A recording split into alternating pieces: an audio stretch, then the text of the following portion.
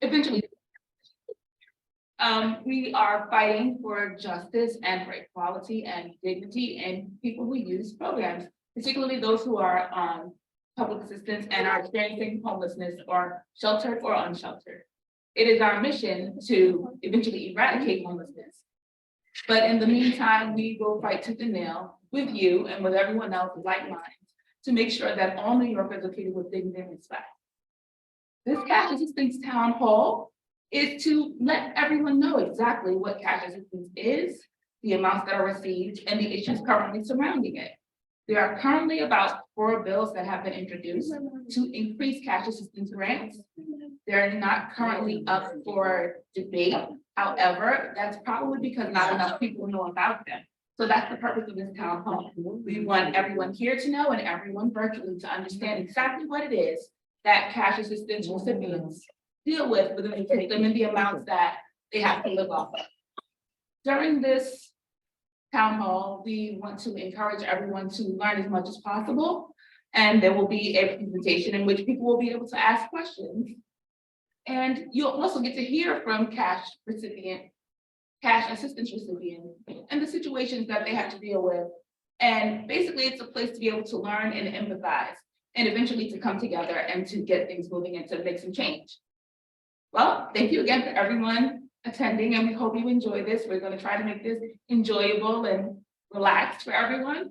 And now Helen will be bringing a presentation about cash assistance. Yay!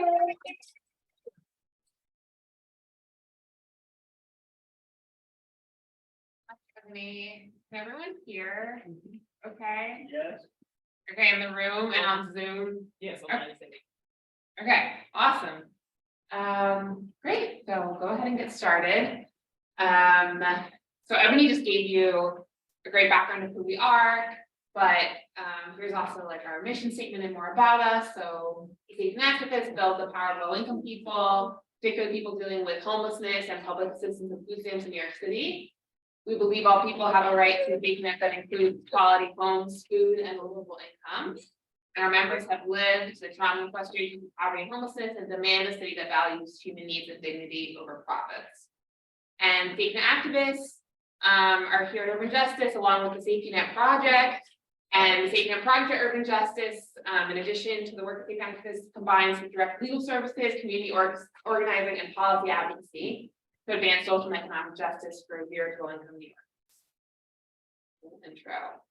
Okay, so let's start going through some of the different slides, and I think what I'll do is I'll just like pause at the end of each slide. So if people have questions about that slide, please feel free to ask at that point in time. I don't want you to have a question and then lose it all the way at the end. So we'll just go slide by slide, and it's just to give you a little bit of an overview. And then later on, as Ebony said, we'll have a panel and message and more components as well. So overview of cash assistance. So cash assistance is also known as public assistance, also known as welfare. So kind of confusing because people use all those different words all to talk about the same thing. But if for the purpose of tonight, like when we say cash assistance, that's the same as public assistance, that's the same as welfare. And it's a public benefit that provides basic assistance to people who are low income. The income guidelines for cash assistance are pretty low. So usually to qualify, you have to have either no income or limited income, but it's also possible for people, sometimes people who are working or who have other incomes, depending on how much they're making, to qualify for cash assistance. But historically, the government has kept those incomes very low, so it can be hard to access it. The public assistance grant includes 2 basic parts. There's the cash grant that people get twice a month on their benefits cards, which are called EBT cards. This is the photo of the EBT card. For anyone who isn't familiar, I'm sure most people are. And then there's rent payments that public assistance will send twice a month. They call this shelter allowance, which is a little confusing because it's not like to a shelter, but the shelter allowance is the name for the rent payments that they send twice a month to the landlord. All right, any questions about this slide? Yes. Yeah. The important question is like, is this recorded so after we finish, people can view after? Yes, we are recording this so that we can share it after. So that's a great note. So Yes. for everyone to know, we are recording this so that we can share it with people who weren't able to make it for the presentation. So honestly, if you're in the audience, you're probably not on the video because the camera's facing over here. But if you're up here, you're going to be in the video. We're going to post it online for people to be able to watch who weren't able to see it. Thank you, Helen. Thank you. Thank you. Thanks, and thanks Bree for doing all this. Yeah. Well, go ahead. First of all, that's the old card. You got that card. Mm. Get you a new one. I gotta update the card. Yeah. Is cash assistance the same in every state? Oh, this is a great question. Good question. It's different in every state. Actually, we're gonna go into this a bit on this slide. So, this is like a very brief history. And so I'm going to talk a little bit about some of the history practices in New York City. So the beginning, so the like sort of origins of the public assistance or welfare programs, as we know, it was started in the 1930s and 1935. And this in 1935, during the Depression, the federal government created a program to provide states based with money to provide assistance to people, but they let states set the benefits amount. So this is going back to the 30s. The federal government started giving money to states to provide assistance to people, but they let each state decide how much they were going to provide to people who need assistance. So that's important. So we're going to be talking about the amounts of money that public assistance actually provides. And one of the next major changes that we saw to public assistance was in 1996. Bill Clinton passed a welfare reform bill. We probably talked about this for a long time, but just to give like a quick overview, this adds the work requirement to the program, which wasn't present before, which is like forcing people to participate in these punitive work programs, often as a way of taking them off of benefits or making it so hard for them to access benefits that they can't stay on. It also changes the program from an entitlement into a block grant. And so what that means is each state just gets the same amount of money year after year, regardless of how many people they have on public assistance. So this kind of creates like an incentive for the state to like make it harder for people to access the money because they get to keep the extra, even if there's fewer people on public assistance. So that's another big change in 96. And then like the 96 welfare reform bill also gives states like a lot of different ways that they're allowed to spend the funds, and there's very little oversight. So, and actually the next thing is going to be a video clip we're going to talk, that's going to go into a little bit that I think Milton and Bree shared a little bit of it, all the ways that states are spending money that is supposed to be using to assist people in need, and they're spending it all sorts of different ways. But in New York, many portions of the public assistance grant have not been increased for decades, going all the way back to the 1980s and 1990s. So like literally like the amounts of money they're providing for a lot of different things, like the same as they were providing to people in some cases in 1980, in 1985, and 1990, 1995, which is completely insane and wild if you think about that.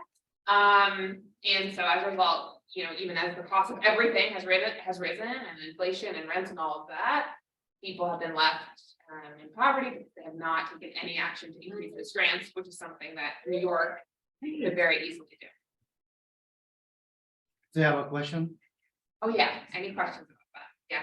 I read, maybe you said it, but maybe I didn't get it, but what is a black grant? Block grant. Yeah, so a block grant is basically what a block grant is there's like, it's a way that the federal government can provide benefits. So like where instead of, so I'll give you an example, like food stamps is an entitlement program. So that like sometimes people talk about entitlements and block grants in terms of the federal government here. So for food stamps, for example, if New York says food stamps is an entitlement, like New York says, okay, we have 1 million people who need food stamps. The federal government provides the money for the benefits for the 1 million people. Bless you. A block grant is basically the federal government saying, oh, it doesn't matter how many people you have who need assistance. We're just going to give you the same amount of money every year.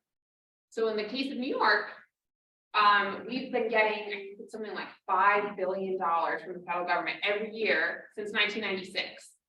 If poverty triples, they still give us $5 billion. If New York State like takes public assistance away from the vast majority of people, the state still gets the $5 billion, and then they just kind of use the rest for whatever else they want to spend the money on.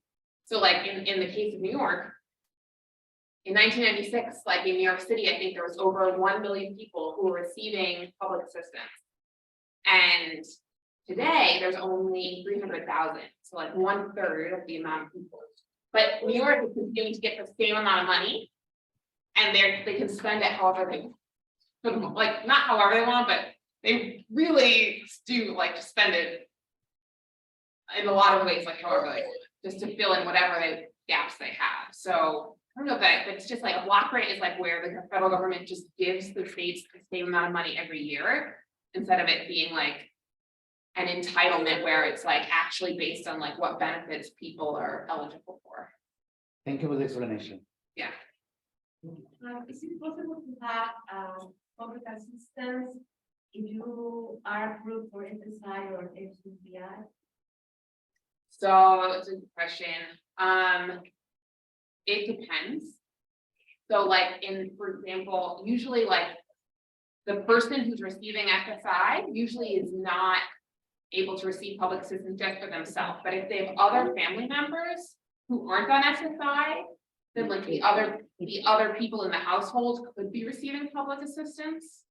But if it's like so it's one person receiving SSI, usually not. But if there's like if there's other people who are not receiving SSI, the other people could receive public assistance and that person can continue to receive SSI. Yeah. Has anything changed? Back. Ending. Has anything, yeah, so in New York City, there's a good question with the work requirement, like that's something where states also have a lot of say over what that looks like. And so in New York City, community voices heard, they organized really hard to end the WEP program, which was amazing. That was a group of, I think probably people in this room were involved in that, but there we go, Maria. Ethel. I don't know why you want to say anything about that, but people organized really hard to end the WEP program where people were being sent to work for free in the subways and in parks. Yeah. So that is a big change that people won. And during COVID, they've not been sending people to work programs because of the pandemic. However, we learned recently that they're going to try and start sending people back to what used to be called the Back to Work program, where they make people do like job search. They're starting to try and send people back to that, and we're planning to oppose that. Yeah, we've been talking about how to oppose that. Why $5 billion is the population of the state or the every state of the state? Yeah, what it is it's the exact amount that New York was getting in 1996 based on how many people we had on public assistance in 1996. So it really has nothing to do with today. It's like literally the exact amount of money that like we were getting in 1996. Like that each state was getting in 1996. They just continued giving all the states for the same amount of money, and they're not adjusting it if like inflation or cost of living or population, like they're not adjusting. They're just leaving it the same. Yeah, thanks for sharing, Helen. So I just wanted to share that Jessica Radford, she's online and from Empire Justice, and is sharing some really cool gems in the chat. She was saying in 2021 that there was over $600 million in the TANF law grant that were not spent.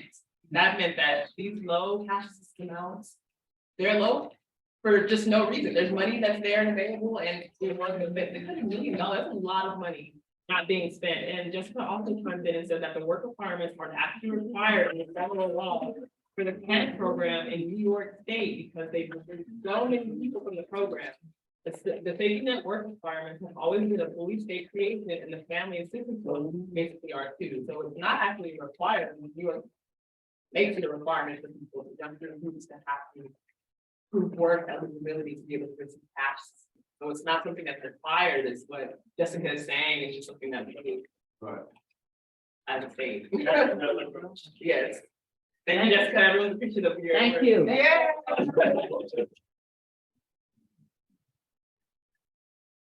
Awesome.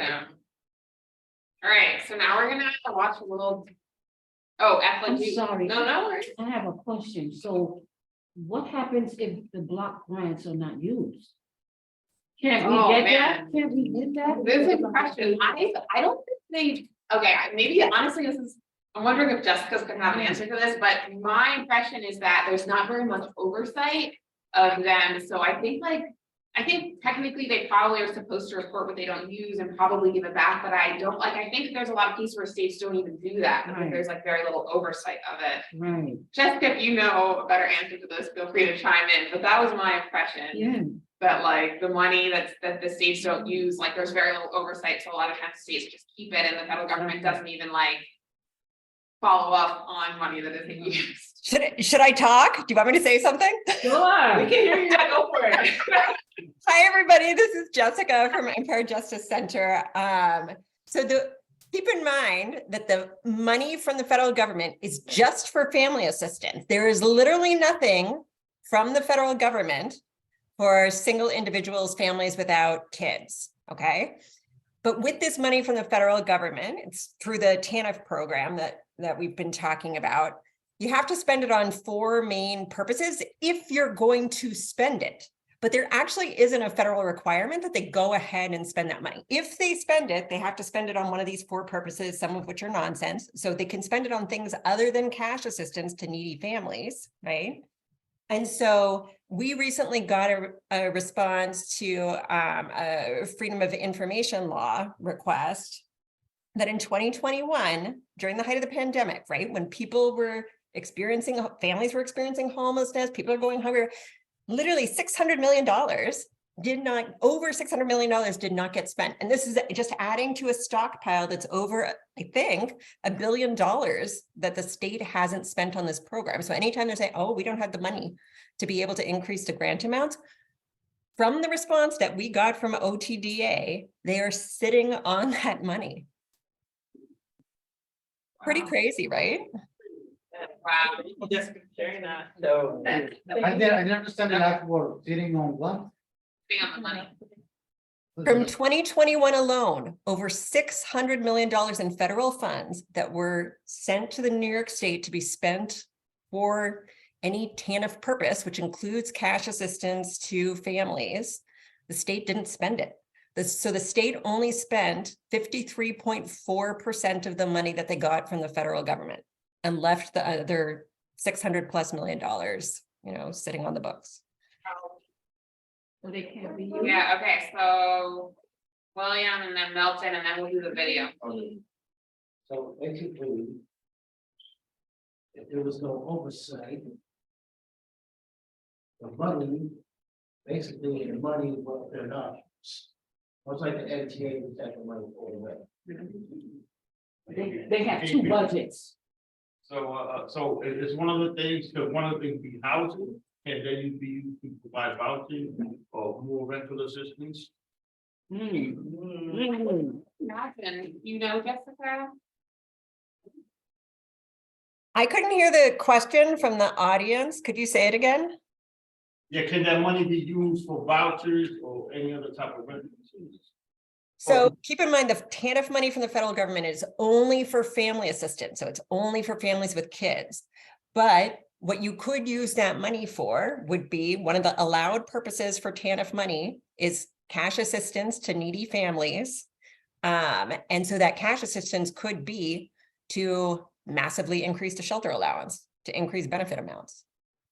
So as a follow-up, you saying it's just for families as far as the law? Just for the TANF program is only for families, and the program, the precursor to it, aid to families with dependent children, and before that it was called aid to dependent children. It was always just families, right? So how do single adults get cash assistance? Is that a separate program?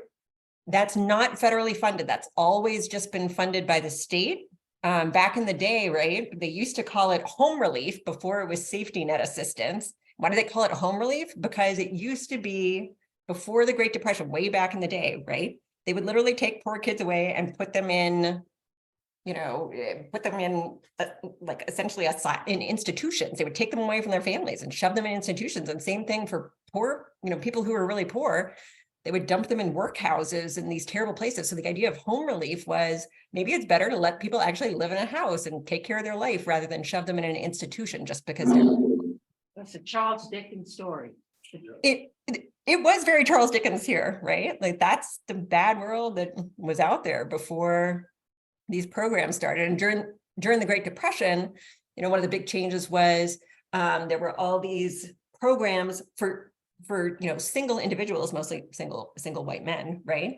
They made these programs so that people could work and get paid, right? But there really wasn't a lot of you individual person who doesn't have kids, we're going to give you cash money. That was really a New York State thing. Wow. Yeah, and it's like when the way that New York does public assistance, it's like you don't really, the benefit levels are the same. They don't really like say anything to you like about where the funding's coming from, but it's like if you've ever seen in the letters, sometimes it'll be like you're like safety net cash assistance or safety net assistance. Like the safety net assistance is like means like the funding is coming from the state, and if it says like family assistance, that's like it means that funding for it is coming from the federal government, but they don't really distinguish between it like in terms of the benefit amounts that people get. So it's like it is, I feel like you don't really notice the difference really, but sometimes on the letters you'll see them say family assistance or safety net assistance or something. OTDA, yeah, OTDA. that is the office State of Social Department. what? New York State Social Department. Yeah, it's the New York State agency that is in charge of like social services programs and public assistance programs. So like, how we have HRA in the city, like their boss, like their oversight and their boss is at the state level is OTDA. It's an office of temporary disability. They run their hearings. So some people might be familiar with like they child support, like state level social services agency. All right, so we're gonna do this video. Gonna actually talk more about what we've been talking about with block grants and TANF. Excuse some mild profanity. Yeah, we don't endorse all the content in this video, Don't endorse all the content, but but hopefully you enjoy it. He's good. He's good.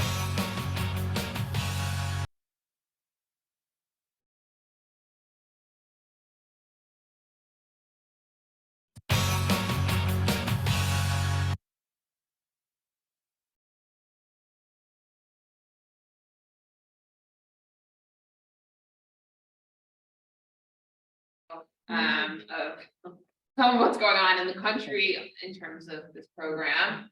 And then these are charts that show you how New York says that it's spending its TANF money. So right now they receive 5.1 billion every year, which is like they just receive that same amount every year. And only 31% of it is actually going to people in the form of public assistance. The rest of it is going to all these different things in this chart that they probably should be funding regularly through the state budget, but instead of actually giving it to recipients, they're just using it to plug budget holes they have in all these different areas. All this money that is intended to go to people receiving TANF. Or people receiving public assistance. So they're spending it in all these other ways. And then I guess as Jessica added, we also learned that they didn't even spend all of it last year. So yes, and Jessica also chimed in and said that she thinks New York can do better and that we can't just point the finger at the federal government, but we think that are the states, that's the benefit levels for both family assistance and safety net. So ODTA, the shelter allowances, kids from our neighbors understand why this matters. They can tell their legislators and we can change this. yeah. So this is how New York spends the money that it gets every year. Yeah, spends the money. Yeah, there you go. Go ahead, Ebony. So this is the numbers that New York reported, Yeah, but with the Freedom of Information Tool, we found about a 600 million not spent. So Yeah. they reported a lot. seems like it. Okay. Unless this is like a different year than what Jessica was talking about, but like, otherwise, yeah. Cause if I lie about my money, I get it from. Is that per family per month? Sorry? Is that per family per month? No, Yeah. sorry, so this is like, this is in millions, so this Oh, is, oh. yeah, so it's like add on. So it's like, okay, like, so I guess 1.6 billion. Basic is it. 1.6 billion is the total amount that they're like, of the 5 billion. It's a little confusing, but out of the 5 million, 1.6 billion is actually being used for like assistance to people. The other like 3.5 billion, they're just like spending on all these other things. Or not spending, as we learned. And like all these other things instead of the thing that the money was like originally intended to be used for. Yeah, go ahead. Basically, it's taking money and buying. There you go. All right. Okay. I'm gonna transition a little bit, talk about, I'm gonna keep it moving a little faster so we can get to some of the other pieces, but what's the campaign to increase cash assistance? So the campaign to increase cash assistance is an effort to increase cash assistance grants in New York State, and members of the campaign include the Recipient Project, Safety Net Activists, Legal Aid, Empire Justice Center, Homeless Service United, City Bar of Justice, Local Rights Initiative, Global New York, many others as well. I just list them all out, but it's a campaign that a bunch of groups have been participating in, primarily to try and increase cash assistance amount, and also to try and change some of the rules regarding public assistance. So that's what this is, and it's a relatively new effort, first started doing things last year. All right, so what bills have we been working on? So there's 4 bills or sets of bills that we've been working on in this campaign. Today, we're going to focus on the top 2, because those are the ones that we've really been putting the most energy into this year. But I'll mention the bottom 2, 3, and 4 so people know what they are. We're not going to go into as much detail about those 2 today, that hasn't been our focus this year. But I'll still mention it so people know, and it's in the handouts as well, all four of them. So the first bill is a bill to increase the basic needs grant, which basically means the cash that people receive on their benefits card twice a month. It's sponsored by Assemblymember Linda Rosenthal and Senator Roxanne Perez. So it would increase the amount of cash that people receive on their cards. In the next slide, I'm gonna we have the charts to show what the proposed increases are, so we'll get to that in just a second. And then the second thing we've been focusing on is increasing cash grants for people who are homeless and who live in shelters where 3 meals a day have been served. We also have a whole slide on that, but basically, for a long time, New York has been providing people in shelters that serve meals incredibly low cash amounts, $22.50 twice a month for a single adult in a shelter, and we're going to have a whole slide talking about that as well. So those are the 2 bills we've been focusing on, and we're going to go into detail about them in the next slides. The other 2 bills that the campaign has worked on have been a bill to increase the shelter allowance or the rent amounts that public assistance will pay to landlords. So like right now for single individual, public assistance will only pay $215 a month unless you have like a voucher or a subsidy. So this bill would, if passed, would dramatically increase up to like more comparable to what like Section 8 or a city theft voucher or other programs pay for his rent. It would increase it up to fair market rent set by HUD, something more like $2,000 and $2,500, more in that range. And then the last area, and again, I'm not going to talk about this as much, but the campaign has also been trying to advance some bills that would improve a lot of the really punitive income rules and resource rules that make it so that you have to be extremely low income to qualify, and then once you start getting income, then they try and keep you off to try and change some of those rules as well. Yeah, I just wanted to share that online. Jessica chimed in and said that the shelter allowance for NYC for a single person is less than the cost of a medium storage unit at Manhattan mini stores. In those countries, there is a single unit in the private market at the level of the nothing. Nothing. So, All right. you forgot. So the number one, then is Senator Persuade, that includes shelter to serve the 3 meals. I'm gonna get to 1 second. Okay. Yeah, that's like number 2. But we'll talk about it in 1 second. Okay. All right, so this slide goes through what people are currently getting in terms of cash amounts, and then what the amounts would be if the bill passed.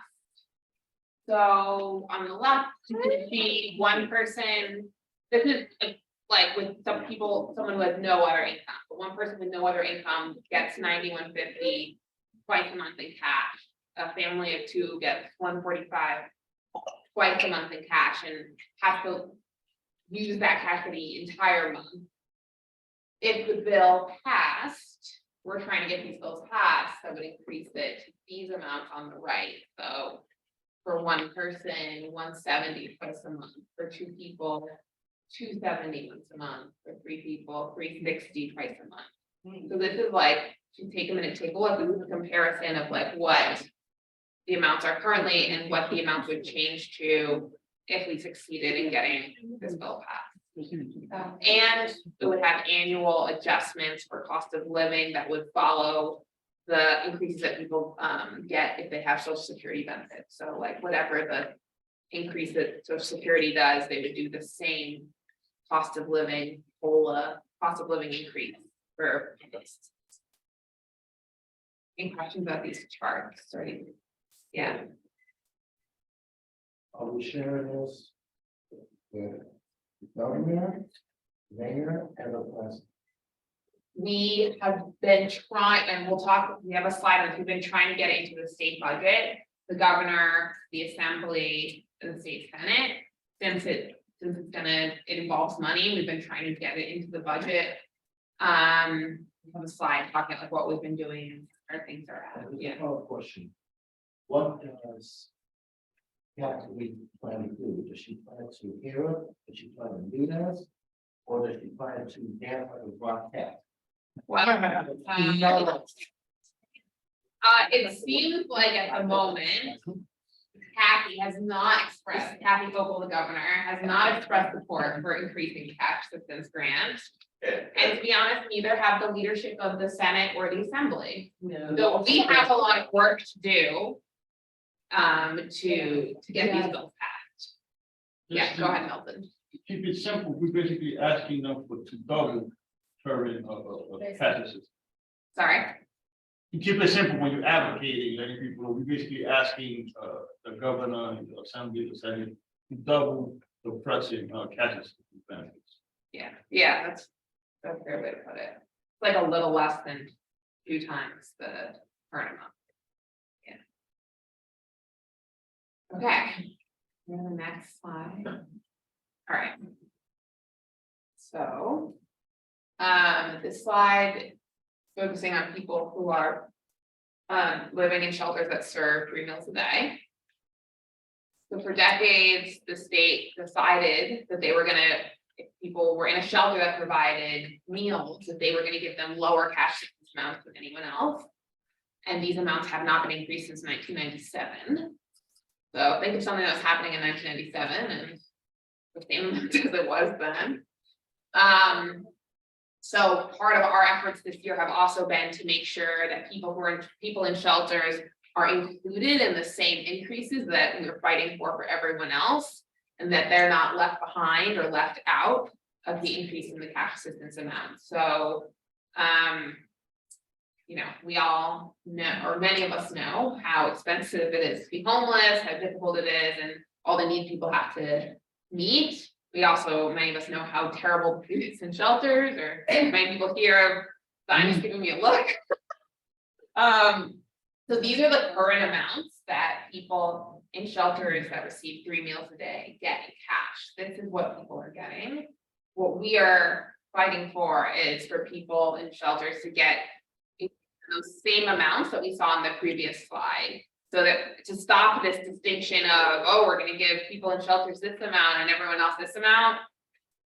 To have everyone be included in the same increases. So that's what we've been fighting for, and we've been talking a little bit about whether it's gonna be its own bill or whether it's gonna be included in the bill that increases the other amount. That's been something we've been discussing in the campaign. But the thing that we know we want to achieve is the amounts for people in shelters to go up to the same amount that everyone else.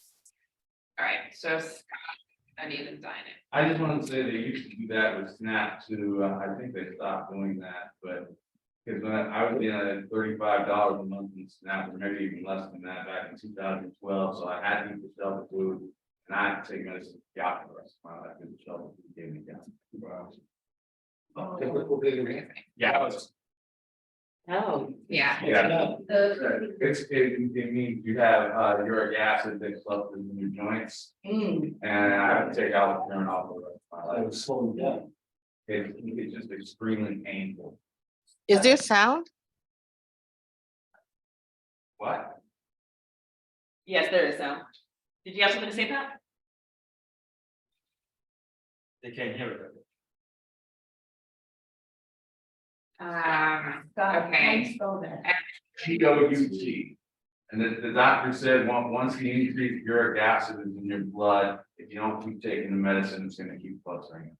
And that's a problem. And it's very painful and you can't walk, or depending, some people, it affects their feet, some people it affects their hands. My ex, it affected his hands to the point where I had to give him water.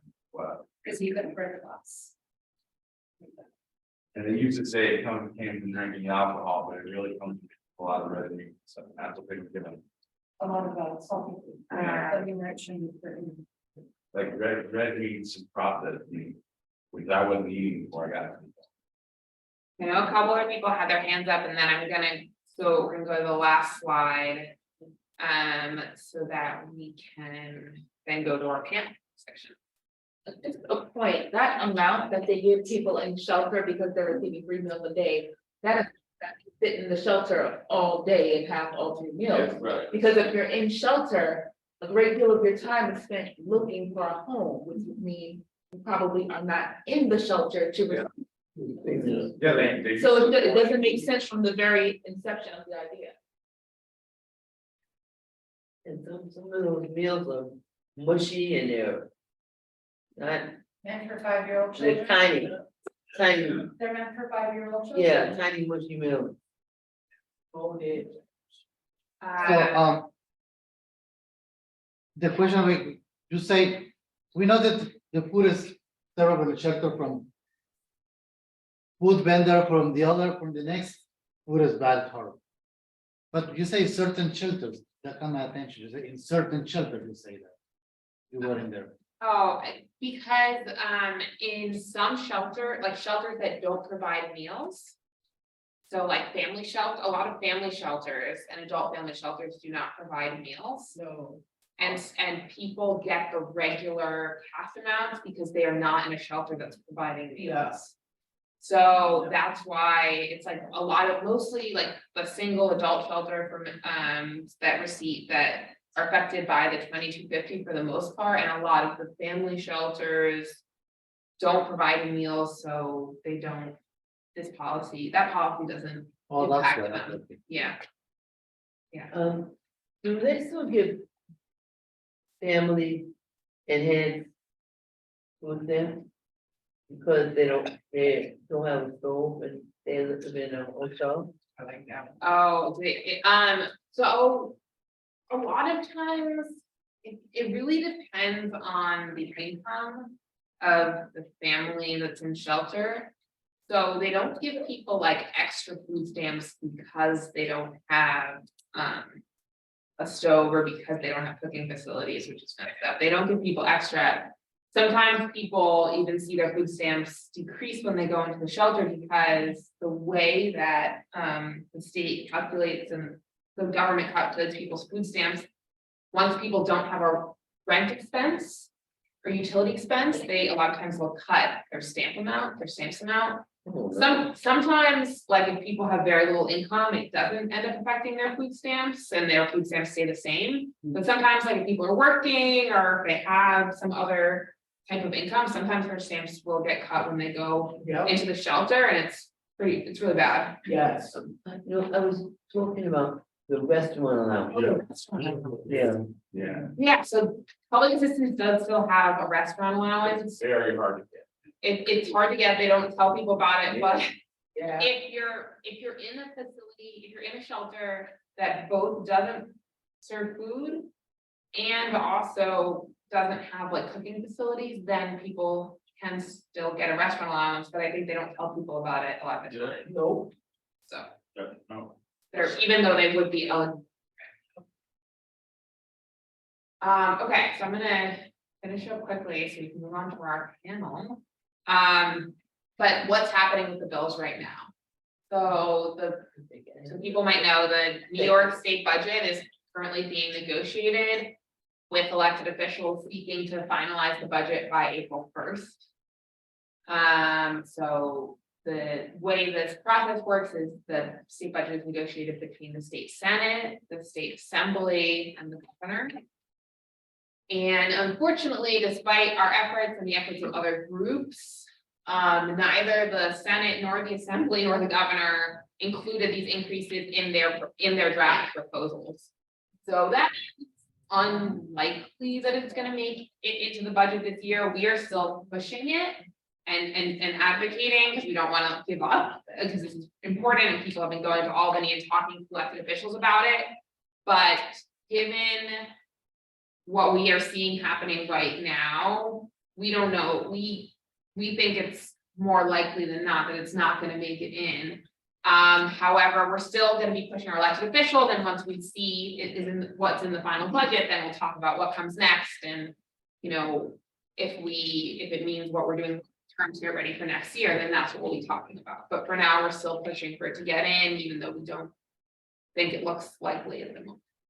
So, however, struggle, we're not pushing their love over the borderline like Madonna. Yeah, go ahead. This is just a block grant of $5 billion. Couldn't we, the governor just decide to increase it? Don't they have that power? Because I mean, the budget is, taxes and such. It's a block grant from the federal government that's guaranteed. So it's a different budget. So why do we need to, go into the budget process when it's a separate budget? It's a really good question. I don't totally know. I do know like they're using that grant for other stuff right now.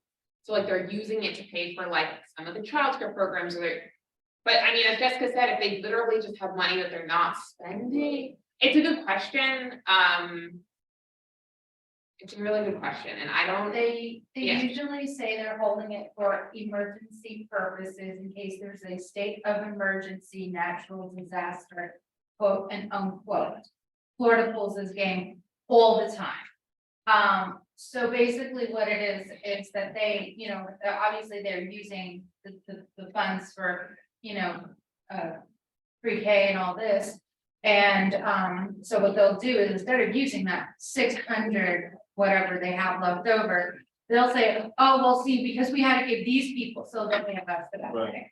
We had to give these people this, so we had to take away from the pre-K program, from the childcare benefits, from this and that and the other. Because that's how you politically make someone else the bad guy, so you don't have to explain to your constituents why there's 600 million event fund. What are you saving that for? Right. It's the basic, it's not my fault, it's their fault. It's can't run back to no. Yeah, and just a reminder that the TANF block grant is only for family assistance, so single adults, individuals, that money is not, it's being unspent, but it's not able to be spent on those issues, only just families. And then another thing, Bill, hey Bill, one of our activists is online. Bill said the increase needs to be brought up to the living wage levels first, then it needs to be an annual increase. That was a comment from Bill. Jessica also chimed in and said most people don't know they didn't spend the money. That's a good question to ask. So yeah, it's something that it's not public knowledge. That's what I'm saying is that, I understand it's only for, but that they say we plug it in. So that when these budgets come lower, they blame it on us, even though they don't say, we have a little cushion from this year, last year, the year before, that we could utilize to increase benefits for families. Exactly. That's the whole thing is, we're the bad guys, we're horrible, little demons, look at our tails, and that's it. Thank you for that. Pat is one of our activists, and she's online right now and has a question. Go ahead, Pat.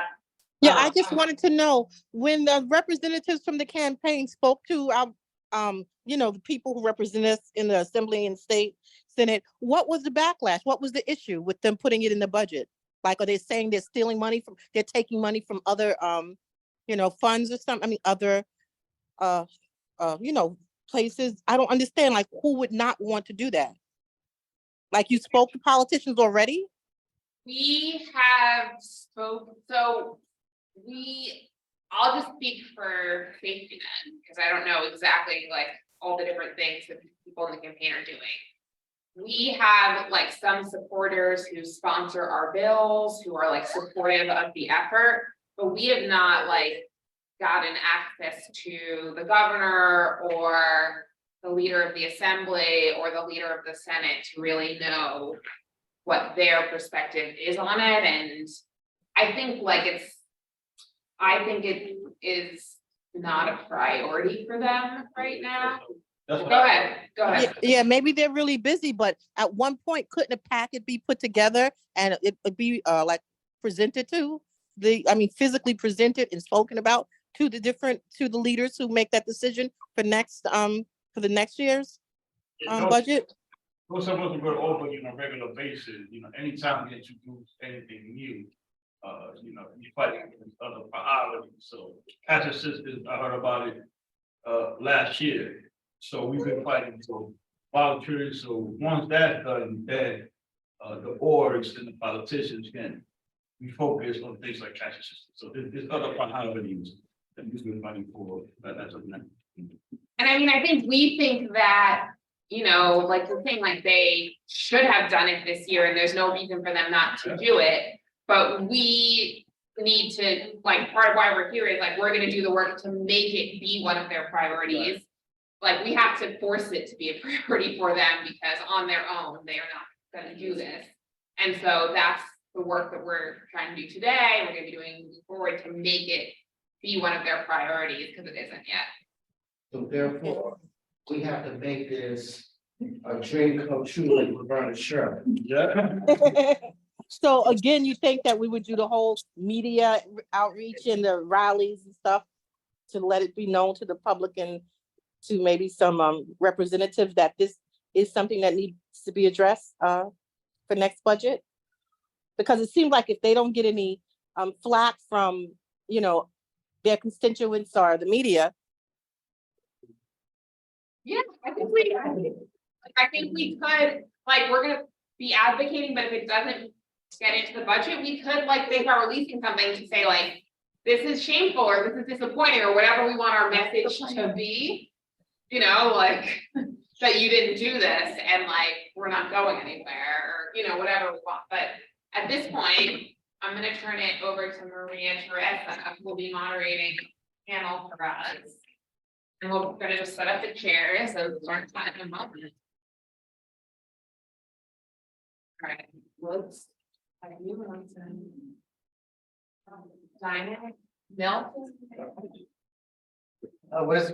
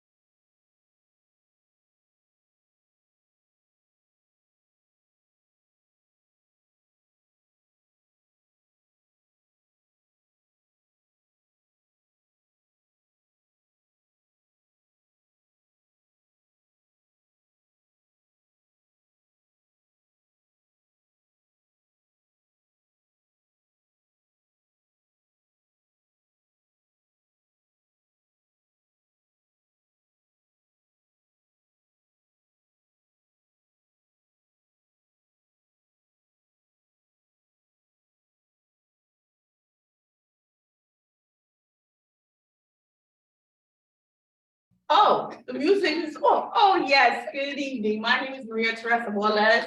I'm a safety net activist. And I've been with Safety Act since 2016. I'm sorry, spring of 2016. Thank you. You guys.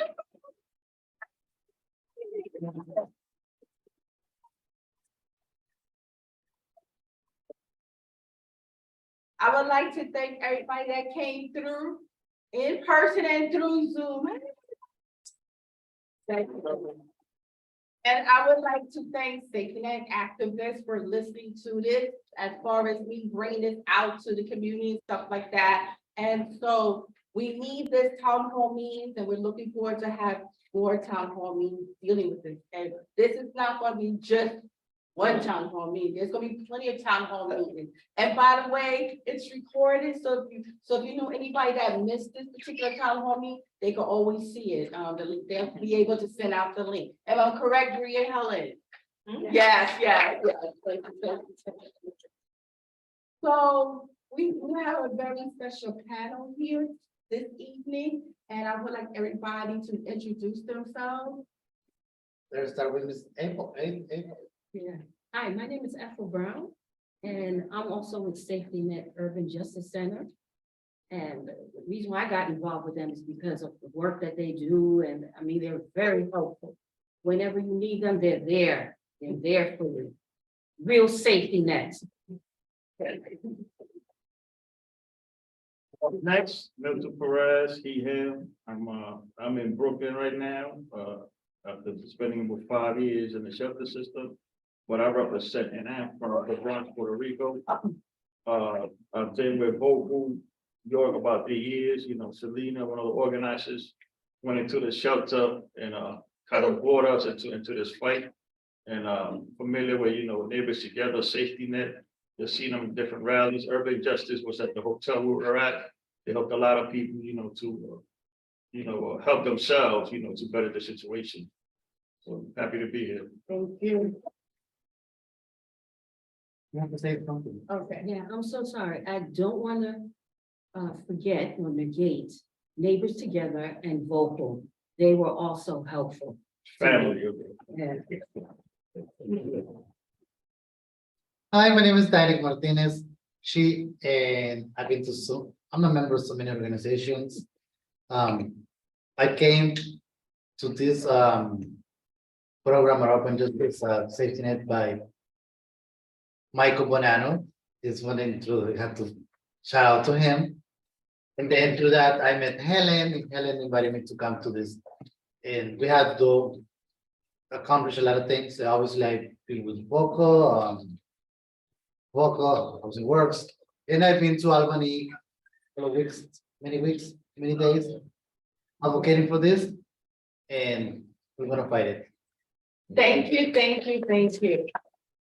So for the panel tonight, I have 4 questions. So the first question is for each of y'all. You have under, say 2 minutes? 2 minutes to answer each of these. It's 4 questions. So the first question is for all 3 of y'all. How do you feel about receiving tax assistance? I'm so sorry, baby. I didn't want to leave you out either. How do you feel about receiving tax assistance, which is very low, right? Okay, so I'm gonna talk to your grandmother. So go ahead. Okay, I understand, but let Nana answer. I receive $91.50 every 2 weeks. That's $183 per month. That is total disgrace. Not to say I'm ungrateful, I'm not, but in order to sustain and go and do laundry, also buy certain items that's needed, you really can't sustain on that. For example, when you go into, say, BJ's, certain items are $5 or $10. So when you look at that, if you have 10 items, that's over $100. So you may not have enough money to pay for anything, especially if it has to do with cash. It's a lot of trauma that we go through and frustrations and, of poverty and homelessness. And we demand an increase on this $91.50, $22, 41 and change if people live in the shelters. This is not, we can't survive off this. Thank you, Ethel. Yeah, me, I feel terrible that it's so little, not just for myself, but for others, so parents, male or female with children having to deal with a lot of issues with so little assistance, especially in the shelter system, or people who never experienced it in the past, social services, coming into the system the last couple of years, and being shocked that people in shelter get $45 a month, $22.50 every 2 weeks.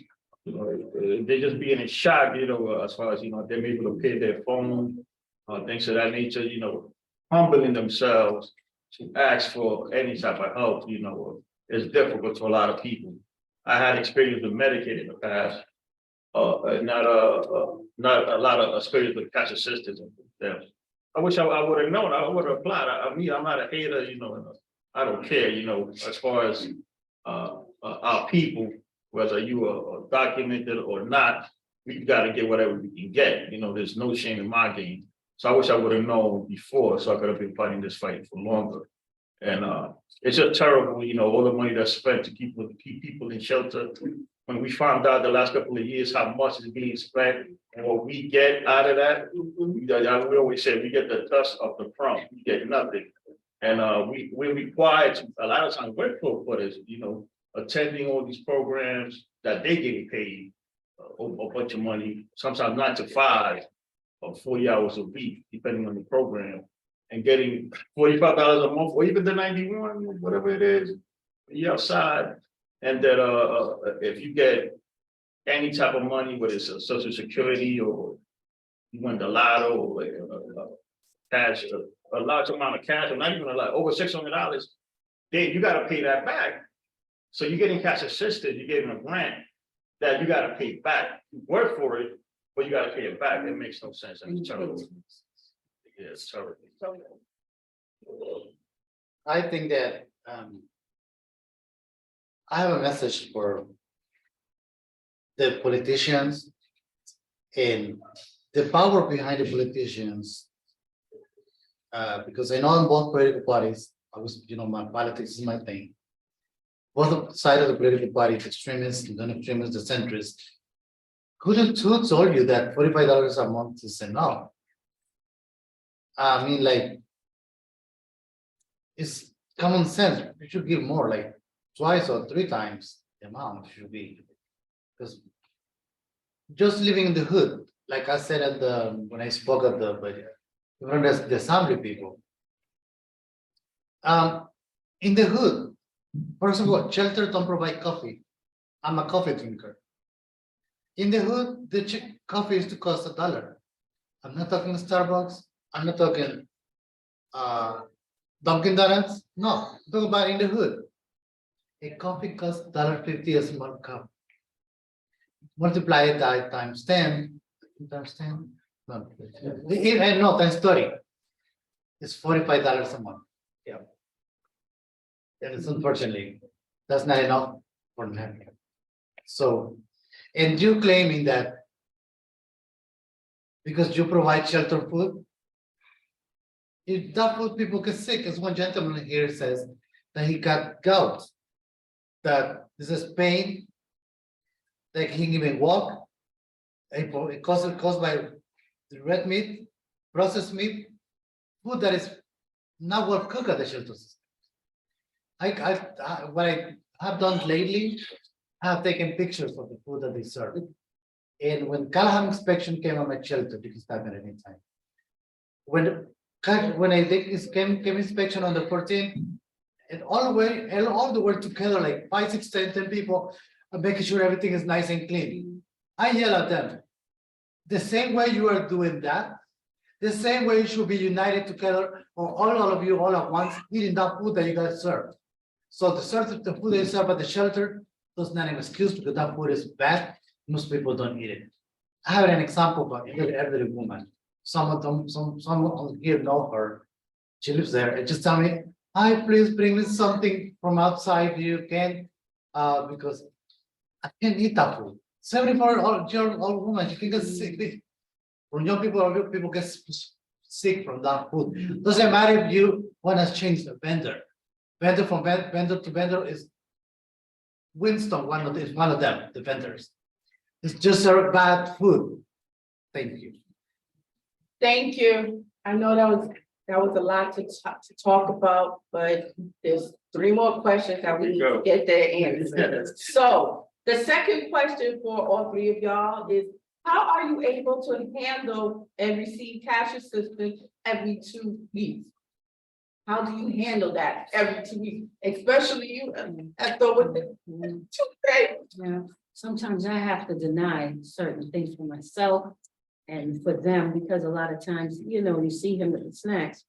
He likes certain snacks, certain types of foods, you know, we buy fruits and vegetables, because that's what's, you know, good to eat. And sometimes we can't get it because you can't afford it. You know, I think like a box of strawberries, which we all got to be careful now with the strawberries. They said something with hepatitis, I don't know which one, but we got to be careful. So the strawberries about this size, I think that's like $8, $9. And then they have the small blueberries, that's about $4. And some places they cost maybe $7. So we get the big one for $6.99. And you know, we make smoothies out of it, you know. Sometimes you can't just make a whole fruit salad, but then you can do a smoothie. So you gotta like give and take, because it's not easy to buy things because of the prices. I understand. Yeah, I mean, as far as like, I have to deal with it because to keep the city fence voucher, you gotta give cash assistance. So even if you have other means, you know, whenever I can, work, you know, the park department, you know, I got hurt. And so even if you want to, you know, it's a question that can you afford to pay that rent? So we are thankful, you know, as far as the day-to-day things like laundry, you know, detergent, you know what I'm saying? You get what you pay for. So if you want to keep clean, and you got to buy that expensive detergent, you know, so things of that nature day-to-day. But they're seeing other people, you know, who have no other resources struggle. It's what gets to me. And it's just terrible, and it's unnecessary with the amount of money that's out there that they should be providing, that people believe that we get. Because whenever you speak to somebody that's never dealt with the system, what they believe is the total opposite of the reality of what's actually going on. So I've been to Albany many times. Miss Ethel invited me once, thanks to Miss Milton. So, and on the 22nd, I was there and I talked to some politicians and they told me that they don't know about this project about cash assistance grand increase. Guess what? Because I know our leaders, Britt and Helen, are gonna send this video to them. There's over 100 organizations that are supporting this, and big organizations like Housing Works is one of big organizations supporting this. Boca, New York, Urban Justice are supporting this, and many others legal organizations are supporting this because this is you can hear the stories of them. Myself, they got to expand. Like last time they came, everything I say is connected. I need to message is not connected. When the Callahan inspection came, they saw me with a whole bunch of kind of like, I don't know what you call it in English, kind of like ketchup, mayonnaise. I'll say, so mayonnaise, I have a lot of them because when I go to the dollar menu, Bill, Thanos, or King, Wendy's, I look for the dollar menu and I always get more condiments. And the food that I serve, the shelter provide, I put those because the food is hard to eat up. Okay, I know what you guys gonna say. Yes, especially you Republicans, what you're gonna say. You're gonna say, you have to be thankful. I agree with that. You have to be thankful. But at the same time, you serve people what is good. The food that the shelter provide is not free. It comes from taxpayers' money. And it's really disgusting that at least, anybody can correct me here at any time, because whatever says, it might be a fact, may not be a fact. At least 20.5% of that food that the shelter food people provide goes to the garbage. And sometimes people just eat it's 3 slices on the plate. Sometimes people eat just 1 side and the rest goes into the garbage. That's a lot of waste of taxpayers' money when you can do better service. So just to expand it. So disgusting. Thank you. And I have taken a picture of it to prove it. Thank you. Yes, so on that note. Yeah, so, yeah, okay, so. See that real quick, you want to see that? Yeah. Another thing that's difficult, if you have places to go, if you have job interviews, if you have housing interviews, you can't do it because you don't have enough money on your Metro card. Even though they give you, you know, you can get the fares. There are some people who work, they don't even have enough money to put money on their Metro cards. And one other thing, sometimes you may want to get a cup of coffee. You can't because it's hot foods. You can't do that. So it's hard for you to enjoy something. Can I add something quickly? Yes, real quick. But so we can I'm talking about this as an immigrant. Because for United States people, it's different. But if you're legal immigrant, even you cannot get food stamps, you don't have 5 years with a green card. You can be here in the United States for 100 years, that doesn't count. From the time you became a green card holder, you have to wait 5 years, you'll get it. So imagine you cannot go and get a job, find a job for $45, because you gotta buy food. You don't get food stamps. Just so you gotta look for a job without eating, I guess. Well, speaking of that, this was the third question. How do you feel about the effect of waiting 30 days to 45 days? I know that sucks. Yes, it does. Yes, it does. So It's an awkward situation because sometimes you do get to that point and then all of a sudden, certain things, oh, we didn't receive these documents. So how you mean you didn't receive the documents? They're copies. So I always make sure I send them by mail, a fax. I use the scanners that they have in the center and make sure that they, and also come in and give them paperwork. Because I don't want to hear later, oh, we don't have these documents, because that doesn't make any sense. And then you have bills to pay. Just because you're going to be receiving public assistance, that doesn't mean that everything is okay now. Everything is rosy. No, it's not. You still have to pay for your bills. One of my bills is my storage. If you don't pay that, every few days they add on fees, and that's a multi-billion-dollar business. yes. They build Say it loud. it more. Say it out. So I tell, if you can't bring your furniture that can go into your apartment, you go to this, there's a company called Love Something. And they have sectionals and chairs that you can take apart and bring into the apartments. Even though it may be a little costly, but at least, you know, you're gonna get something out of it. I mean, another barrier is nickel and diming, because while you're waiting, you imagine being homeless. Having and depending, because some people have no resources at all, or family. I was lucky that I did have, some savings, but seeing, you got $30, $45, 30 30 to 45 days. to get $45 a month. Yeah, while you're doing all of these requirements, you can get Metro cards, but none of this is easy. Getting Metro cards, that's how there's nothing is easy. And just being broke, running. Imagine being homeless, having nothing, and having to wait 45 days to get $45 in cash. Yes. That's the reality, because that's the reality to many people, that they have no resources, no family, and they just got to put up with it. Mm-hmm. And that's one of the reasons that people don't want to go into the shelter.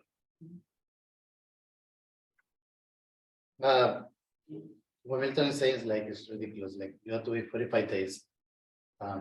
One example that it happened with a lady that she's dear to me because. Anyway, I'm not mentioning how many. She moved out of the shelter, right? In this irresponsible company, shelter company with HRA, DHS. They moved her, but they did not provide her with the allowance, like the moving expenses. I'm like, she was more than 2 weeks. I don't know how long she was sleeping on the floor. It's ridiculous waiting so many days to get her money. And what is this situation is dear to me because this woman is LGBTQ mother. And she was very nice to me. When she told me that, I understand when Maria sometimes cried, it really is painful to see one of us going through that. So it shouldn't be waiting for a second. And I know some politicians told me that when I told them about why we have to wait so long. They need more employees. So hire more employees. That's a problem. You council members in New York City know that's the problem. It's not back. So hire more people. You'll solve the problem. Thank you. So hire direct impact people. Thank you. So the Thank you. next question, this is the last, you have 1 minute to answer this question. 1 minute. So for each one of you, how would life be different if you had to increase right now as far as public assistance is concerned? How would your life would be like as far as your living situation and stuff like that? And Ethel, I know you got the babies with you, your grandkids and stuff like that. So how would the increase help you? There are certain things that we usually do, like we may go to the museum or the library. So you need little things to pack up, like lunch and supplies. So that would help a lot if money was increased, as well as when you're buying certain things, like if you're buying laundry detergent, we try to go by the sales. If not, we just get the big ones and maybe use other bottles to carry it with us. So it would really help if there was an increase in the cash assistance. Thank you. Milton? Less of a stress, like if you double it, I think, in my opinion, any sort of a public benefit with the Social Security, whatever it is, should be doubled right away, because I see how difficult things are for people. There just be less stress, to just make it easier to get over some of these barriers, artificial barriers that they got in place. For you politicians, do you understand how this will benefit? This world is run by money. We all need money. So when people get more money, is what we're going to spend it. In the small businesses, the small business owners will benefit because people will spend it right on their district. So you politicians benefit, those people who are in Zoom, of the audience, I beg you to please call your politicians, because politicians in Albany tell us every single time, we need to hear you from our constituents. I'm mispronouncing that. Yes. We need to hear from our constituents that are affected by this. So call. I told Milton, I told Maria, Ms. Ethel, everybody else, look for on Google who's my district Assemblymember person, call them, listen, this is what happened. Please, I need you to strongly support. We depend on you. It will benefit our district. That's happening. Anyway, like I said, I agree with Milton.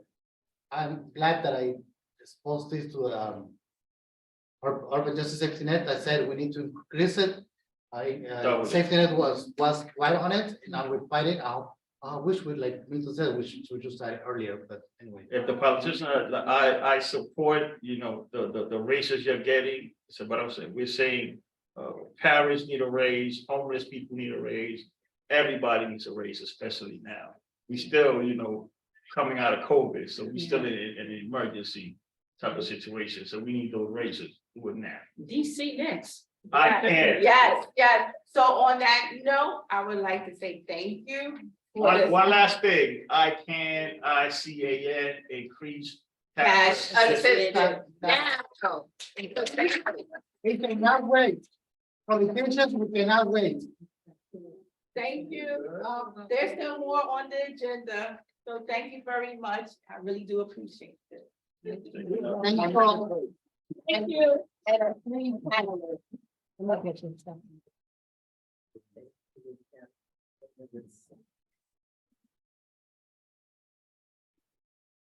Hey, everyone agree, running the Zoom, I'm getting ready to show a video from our assembly member, Linda Rosenthal, who's sponsored a few bills that would increase tax assistance. We'll watch that for a while and if we have time, we'll get into it.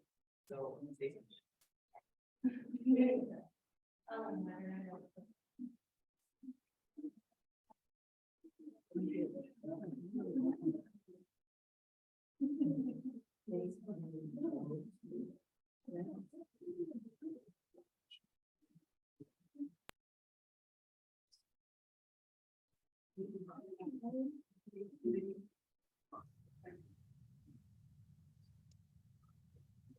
Good evening, everyone. I'm Assemblymember Linda B. Rosenthal, and I represent the 67th Assembly District, which includes the Upper West Side and parts of Hell's Kitchen in Manhattan.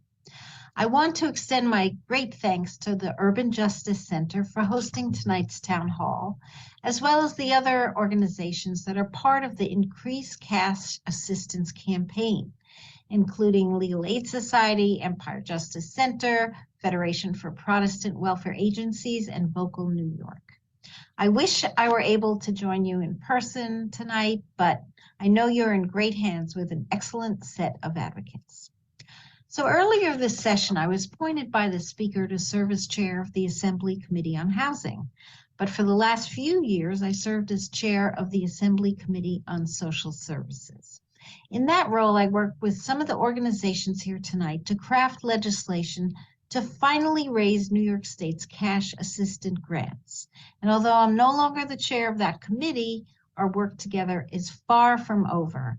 I'm committed to seeing those grants increased and will continue fighting right alongside all of you. There is significant overlap between my work in the Social Services Committee and my work in the Housing Committee. New York State is experiencing a housing emergency. More than 90,000 people sleep on the streets and in shelters across the state each night. And evictions and foreclosures are on the rise, threatening people's housing stability each day. Since the beginning of the pandemic, many people have found themselves struggling financially, and they remain unsure how to pull themselves out of the hole that they're stuck in. It's become incredibly easy for people to lose stability, yet climbing out of poverty has only become more difficult. During this year's budget negotiations, I'm advocating for funding my legislation, the Housing Access Voucher Program, or HAVP. This program would create a new rental subsidy to be administered by the state, and it would pay a portion of the rent for low-income people experiencing homelessness or those on the verge of homelessness, whether due to a loss of housing, domestic violence, or other emergencies. For the second year in a row, the Assembly One House budget proposal has included $250 million in funding to get the program started. And now, over the next week and a half, I'll be fighting to ensure it makes it into our final enacted budget.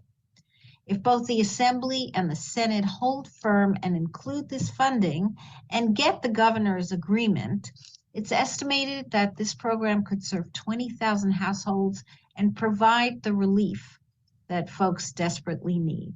This program is modeled on the federal Section 8, so any claims that would grow out of proportion are simply false because the state can limit or figure out how many vouchers it could afford at a certain period of time. Now, we know housing is healthcare. It's a home base from which to organize all other aspects of a meaningful and productive life.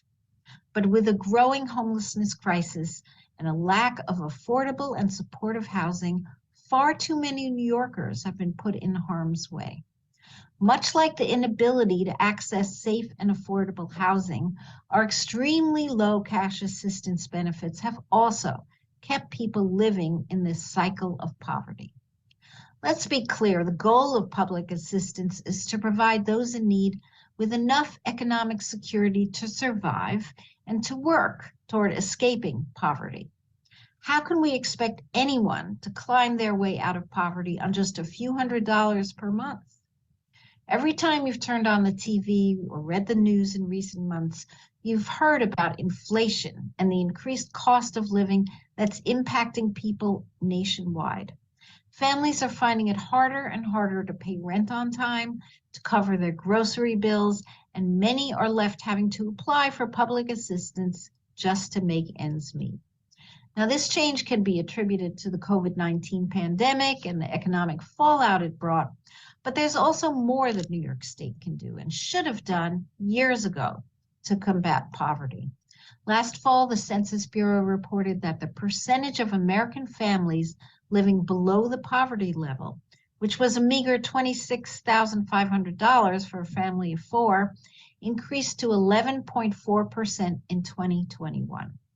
In New York City, where the poverty rate is nearly double the national average, 1.4 million people, including 1 in 5 children, is living in poverty. And as with many things, Black, Latino, and Asian New Yorkers have been hit the hardest. Despite record inflation and drastic spikes in the number of people applying for public assistance, our cash assistance amounts have remained unchanged. Last fall, I held a public hearing on this topic, and we heard hours of testimony from people on public assistance, legal services providers, nonprofit organizations, and more. Everyone who testified spoke to the need to increase these benefits and the difficulties people experience trying to stretch every dollar. I continue to sponsor a package of bills that would do just that. And although we're coming up on the final budget deadlines, I will continue advocating for their inclusion in our final budget. The first bill, A5543, would require shelter allowances to be set at up to 100% of the fair market rent for the area, meaning the voucher amounts would more closely reflect the actual cost of housing in each area. A September 2022 story in City Limits revealed that the median rent for a one-bedroom apartment in New York City had hit $3,627. Last summer, it was reported the average rent for an apartment in Manhattan had surpassed $5,000. Despite these record increases, a single mother with 2 children living in Manhattan would still receive a shelter allowance of just $400, a figure that has not increased since 2003. For adult-only households, the shelter allowance has remained the same since 1988. A single adult living in Lewis County, for example, is still receiving just $152 a month for their housing. So even after rent and utilities are paid, families are still left trying to scrape together the cash to cover all of their other needs, whether that's prescription medication, food that may not be covered by SNAP, school clothes for their kids, or anything else like menstrual products. These grants remain just as low as they were 10 years ago, providing just $158 per month for a single adult, or $336 for a single parent raising 2 children. My other legislation, A5500, would finally increase the utility and basic needs grants to keep pace with inflation. Many families are struggling with the increased cost of utilities, but unbelievably, for people on cash assistance, the utility allowance has not changed since the 1980s. For more than 40 years, we've been giving people only $25 to pay for their utility bills. That's absurd. I'm also the sponsor of legislation A5501 that would end the resource limits on people receiving public assistance, finally allowing them to save up the money necessary to escape poverty. For too long, we've placed restrictive limitations on the amount of money a person on public assistance can have, going as far as regulating how much their vehicle can be worth. This has caused so many people already living on extremely low incomes to become fearful of saving up any money. They're afraid if they put even just a small amount of money aside to help escape their situation, their benefits will be pulled out from underneath. Not only would my bill end these resource limits, it would raise the standard of need statewide. The current standard of need keeps families well below the poverty level from being eligible for public assistance. It's way past time we raise this threshold so our public assistance program can do what it was designed to do, help people escape poverty. When we talk about putting these items in the budget, the pushback is always the cost. However, we need to think about how much it's actually costing the state to leave these benefits so low. We've been setting people up for failure, and it's costing us far more than we realize. By keeping grants low, it's contributing to higher rates of hunger, lower graduation rates, poorer health outcomes, and so much more. Any increase we make also needs to be tied to inflation. A large part of the reason the cost to increase our grants is large is because we've waited so long to do it. Some of our public assistance grants have remained unchanged since the days when people listened to Whitney Houston on their Walkman and watched Beetlejuice on their brand new VCRs. Had we increased these amounts even just a decade ago, the cost would have been much less. This problem is not going away, and it will only get worse. The only solution is to increase our public assistance grants, and I'm happy to be working alongside all of you to do that. This is a strong and growing coalition, and I'm confident that together we can get this done. Thank you so much for all your work.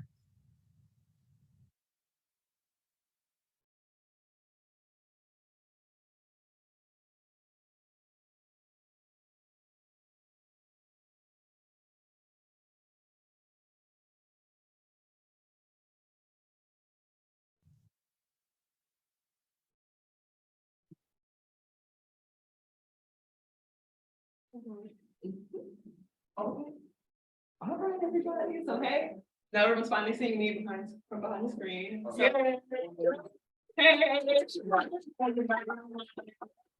so we're running way behind on time, and we wanted to do something really fun, and we thought it'd be fun to see how well everyone could budget given certain cash amount grants that people you heard today are already receiving. A single shelter resident receiving $22.50.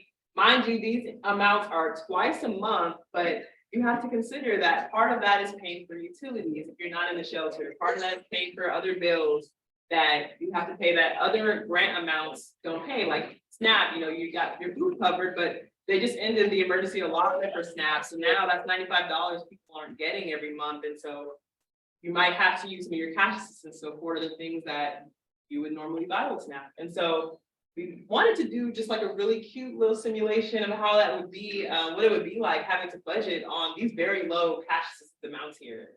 And so I'm going to go to the next slide, just like that. You can do the arrow on the other screen. Yeah, do the arrow. No, okay, I got it.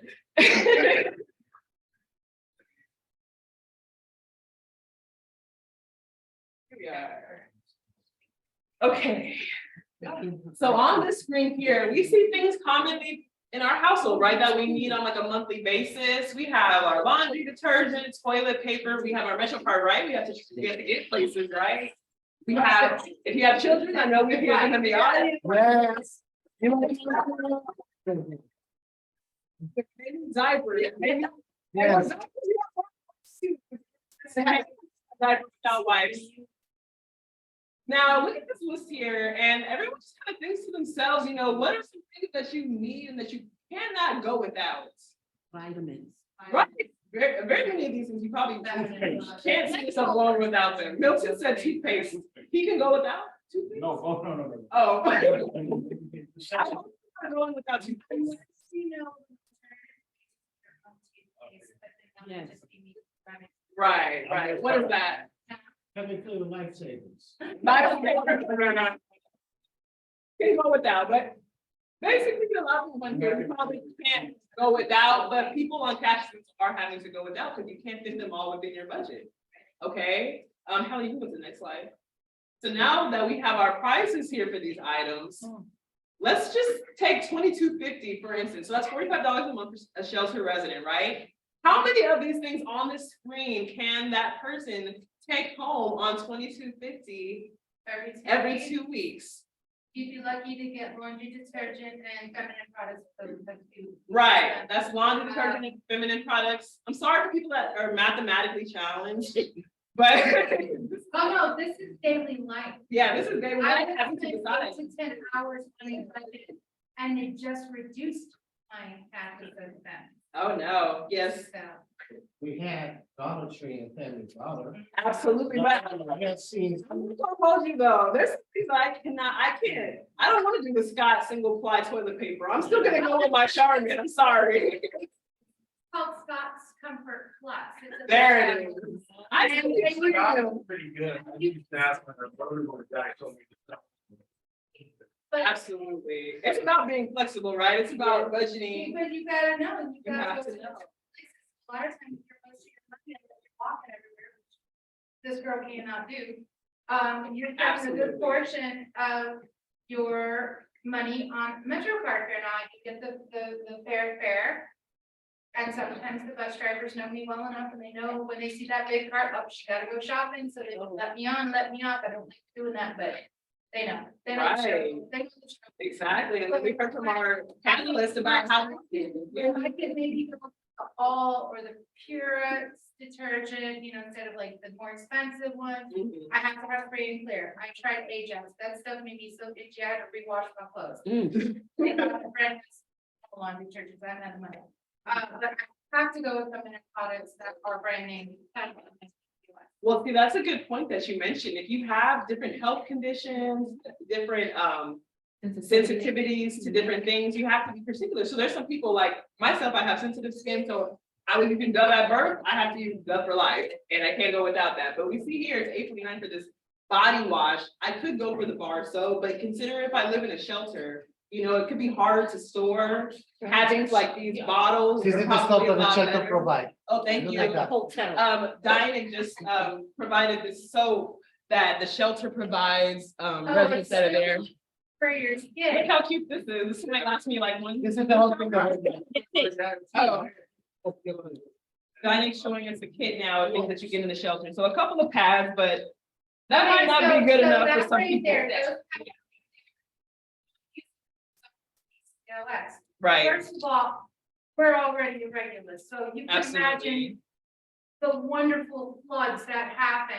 So if I try to use that, I might as well put like 15, I might as well build my diaper, that's just it, that's what that is. Or just free bleed, I guess. Yeah, That's what we're doing. And it won't work for everybody's here. Absolutely, absolutely. Absolutely, I'm a Black woman, we don't just use any kind of hair products. Our products are expensive, but we might have to go without some money. Or we might have to use very little products to get us through, right? Because how are you gonna do that? How?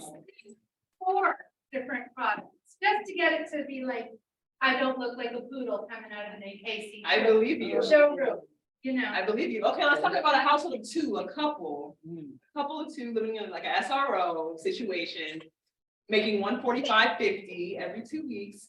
That's a little bit more generous for 2 adults. Let's be real. 2 adults in a small space. They're probably working. They're having to commute. They're needing supplies. There's like not a lot of things that you can go without. You know? Again, it has that condition, they can't just use whatever detergent or, other conditions, lotions or whatever. Some of these lotions are very, very expensive. I have a friend who uses Aquaphor and she pays literally $20 a bottle Yeah. for a month's supply. Yeah, I believe you. If you have very little personal space or no personal space, you have to buy in small amounts, which costs more. So you can't hit BJ's or Costco. That's a great It's a big point. toilet paper. So you may have to go one home at a time and hit it with $2.75. That's a great point. It's more expensive to buy single use. Milton, what you have to say? And the reason is, it's not we kind of, fancy or whatever, it's like, you required, to look for housing, so you gotta be clean and presentable. Right, that's a good point. That's And actually a you really got good to point. smell good, because Yeah. nobody's gonna hire you if you smell like all sorts of the street, the BO, it's not gonna be. Right, that's something we don't talk about, is just maintenance. That's right. Homeless maintenance and having to keep up appearances because you will get denied from a job. People are already judging you by the way that you look in your appearance. And so you could be buying more products for personal hygiene just to eliminate that stigma that you're homeless and you're probably lazy, you don't make any money, you're not working hard, which we know that's untrue. And that's, and We know that's- these are just basic household items, these aren't including things like, you know, if you have to, you know, for women who do their hair, you have to purchase curlers or items. Absolutely. Those things, sorry, $22.50 doesn't even get you the Walmart special. That's right. Decent clothes. Absolutely. Exactly. Clothes, yeah. What do you buy? Pockets do not have clothes that look nice enough, because people don't give away the nice looking clothes, they give away what's about to be. Yeah. If you're a man, shop with their stuff, yeah, it's selection awful. Don't rate nearly as much, because men tend to wear their clothes until they can't. Yeah. Who are not so biggie like stature, those of us who have a bit of bumpage and curves. Extended sizes, yeah, those are Extended expensive sizes, and they're you not know, everywhere. sorry. Flower garden, thank you very much. I am 45, I am not 78. Exactly. So many good points here. So we don't understand that it's just really hard to budget on those. This is why increases are so important and they need to happen very urgently. Yes. I'm just thinking, if someone, they smoke cigarettes, I mean, it's not even up there. It's nothing. And we haven't even Wine. talked about the substance use issue is what people Yeah. think is, you know, what homeless Smoker, people do. cigarettes a day. If I do get a pack, that pack lasts me 4 or 5 days. But the only reason is because I chose to put myself on that, because if I were to quit all of a sudden, I'm sorry, y'all, we would have World War III. Because I would just be, I would say the wrong thing, to the wrong person, and make it big. Well, understood, it's taxing, it's a lot on your mental to be homeless and different coping mechanisms. You know, let's be real, it's something that's happened and you're spending money on, and it's a realistic thing. People who are housed, they spend their money on other things, but we're only judging those without homes, we're only judging those who Right. society needs to We're not be. judging the person who lives in Upper West Side Manhattan and drinks a bottle of wine every night. Absolutely. Because they're just having it to relax. So, you know, my only vice is smoking, that literally, my only vice is cigarettes. And, you know, that's my only vice. But there are, I know there's some jump there, they were scrambling to get their project. Yeah, Roxy, you have something to say? The reality is you can't live on this amount, whether you're single. Exactly. And a lot of us have to try to pretend, you know, exactly what it feels like. And, you know, and if you can't buy one thing this month, you gotta rob, what is it, rob Peter to pay Paul. To pay Paul, yeah. You can't just make those adjustments every month as you go by, and just it's pop up in prices, which is so constant when you're employee assistance. Yeah. You have to deal with it, you have to figure out how to do it, but you can't do it on your own. You have to- Well, I had to get a dog for my own emotional and psychological support. She's 80 pounds, she requires food. Now, I do make her own dog, her own wet food. But I do not have the money to purchase the ingredients to make her a full complement of nutrition food, so I can try dry dog food. She's on dog chapter. If I get her anything cheaper than that, my house will be a gas chamber. Because she is gassy with anything Yeah. cheaper than that. Ooh, well, I have a question, actually, I mean, for those who have children, how many of these things you have to go without in a month because you have to pay for your children? That's something that happens pretty regularly, I'm sure, right? I'm sure. I know, this causes more. Right, yeah. Yeah, something. There are other things going on. There's the price increases from the pandemic. Yep. And Eggs and milk. the supply issue that businesses are talking about all the time, which is their excuse to raise prices. But that means that's an extra burden on us, because we're already getting very little income.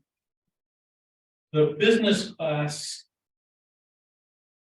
is almost automatic in arguing for their rationale for raising prices. But they say nothing about those of us who don't have that luxury. There's even another thing going on, and that is the desertification of communities, like in Jamaica, for instance, where I am. Models closed. So if I want clothes, affordable clothes, I have to get on a bus, an extra cost, then I have to go to the mall, an extra cost. McDonald's closed 2 restaurants in Jamaica. I used to be able to buy coffee and do my work in McDonald's. But that option is taken away, so we're losing options.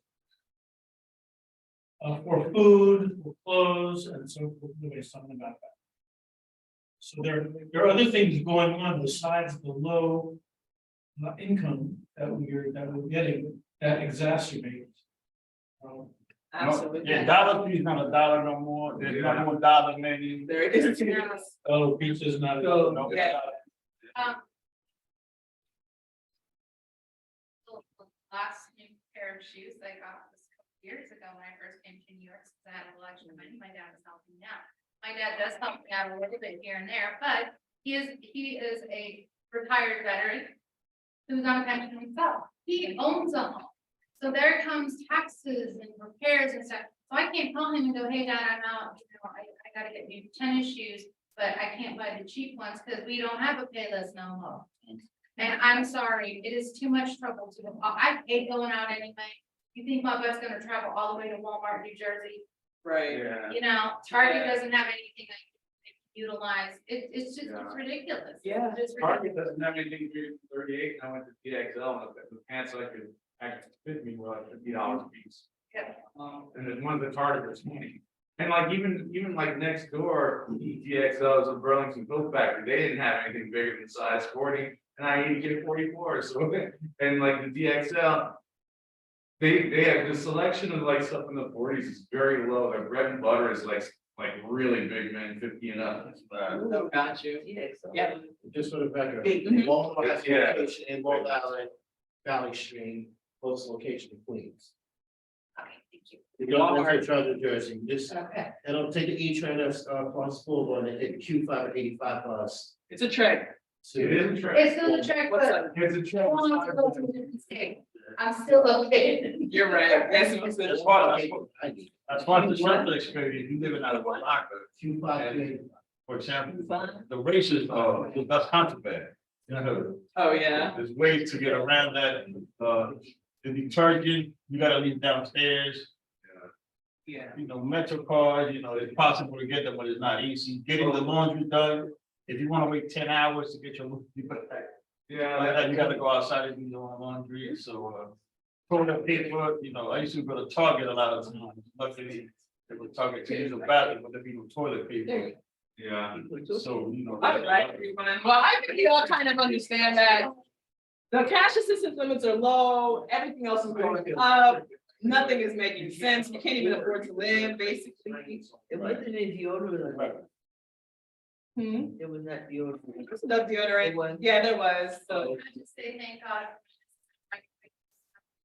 They got my big old can of it. Yeah, I'm good for like 4 or 5. so we obviously understand that that was just really hard to do, and that there's sacrifices that we have to make on a monthly basis, because our government's not supporting us in ways for us to support ourselves and the needs that we have, so. Thanks for hearing, from everybody in the audience. I don't know if anybody on Zoom had anything that they were talking about in the discussion, Helen, but. We can say we have this was a people really from all good ages. discussion. We can say we have people from all ages. I know, we have this beautiful audience here that's been so helpful today and so vocal. We really appreciate everybody for joining us today, and if you like what you've heard, and you're not already an activist that's here today or on Zoom, if you're someone that shares the belief that people should have the right to quality homes, food, and livable income, and if you just wanna push for just better treatment by us and by everybody in New York State, by our social safety net systems, we welcome you to come join our safety net activists. We're currently trying to advocate, as you saw on the PowerPoint earlier, bills that would increase cash assistance. And Linda Rosenthal is one of those champions for everything. We've had our activists have been Albany lobbying for these bills to be included in the budget. That might not work out now, but we're in it for the long haul, because we understand that this is a very urgent need right now and for life. So we just join you to organize with us here in this capacity around cash systems. That's only one issue that we're all currently advocating for right now, but there's many, and you probably heard from others here today about just housing needs and shelter needs. There's other benefits, and we understand that the system has a lot of flaws that make it hard for people to just gain economic security and just to thrive in New York State right now. And so thank you for joining us to our town hall today.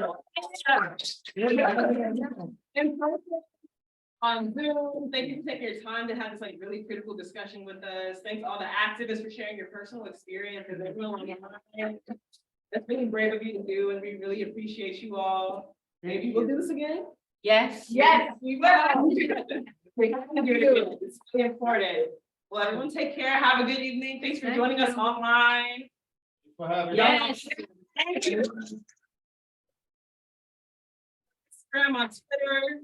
Stay up to date about how we're moving. All of you here will probably be in our meeting in a couple of weeks anyway. Yes.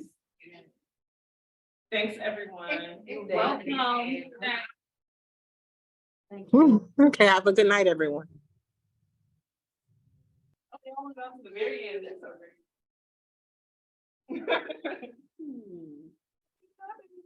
See,